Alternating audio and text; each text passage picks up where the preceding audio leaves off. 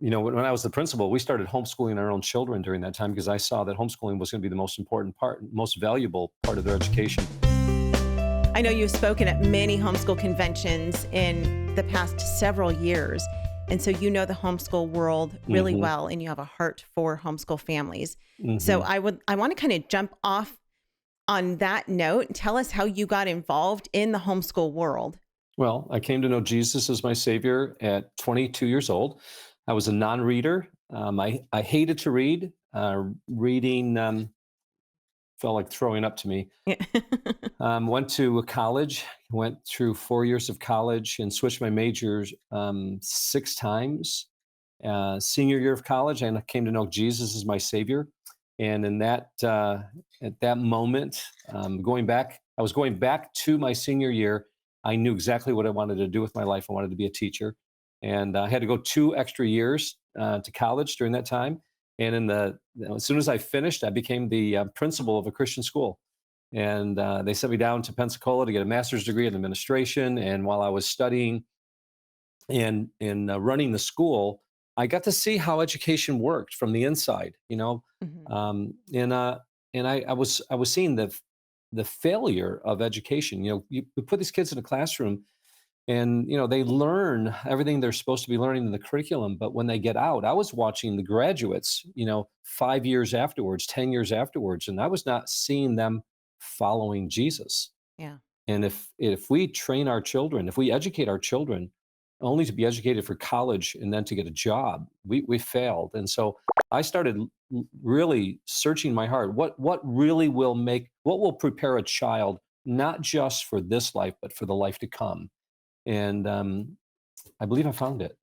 Yeah. So yeah. So as the interview progresses, we'll hear more about that in the answer. Yeah, that's exciting. It's interesting to hear you tell that story because I grew up in a Christian school my entire life except for 1 year. And it's sad and shocking to me how many of my classmates, after being in a Christian school pretty much their whole life as well, came out of it and just completely walked away from their faith. And even for myself, I felt like I came out of it not really having any real foundation. Mm. And I also hated to read. Well, And I love to read now.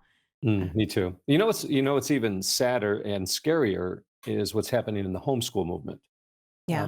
So I've been doing this. This will be now like 32 years. And when I was the principal, we started homeschooling our own children during that time because I saw that homeschooling was going to be the most important part, most valuable part of their education. But I'm seeing children not following the Lord even through the homeschool movement, especially children that are growing up with controlling, dominating type of parenting. And so we'll talk about that during this discussion as well. Yeah, I actually can we park there for a little bit and Yeah, talk about that now? Why sure. why do you think you're seeing that trend? Well, I'm watching men, especially. We're living in a day when masculinity is not it's not understood biblically. Right. A lot of dads, and I'm not putting dads down if they're doing this because if God's led them back home, that's fine. Um, but a lot of times, I'm seeing a reversal of roles. Where the wife is doing the majority of making ends meet, and the husband now is doing a lot of the teaching at home.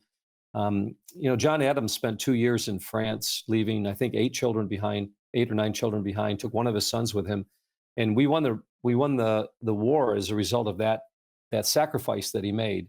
Dad needs to get out and show his children what work is like. He needs to be able to um, work heartily unto the Lord. Whatever his hand finds to do, he needs to do it with all his might. I think a dad sets the example of what a man is called to do.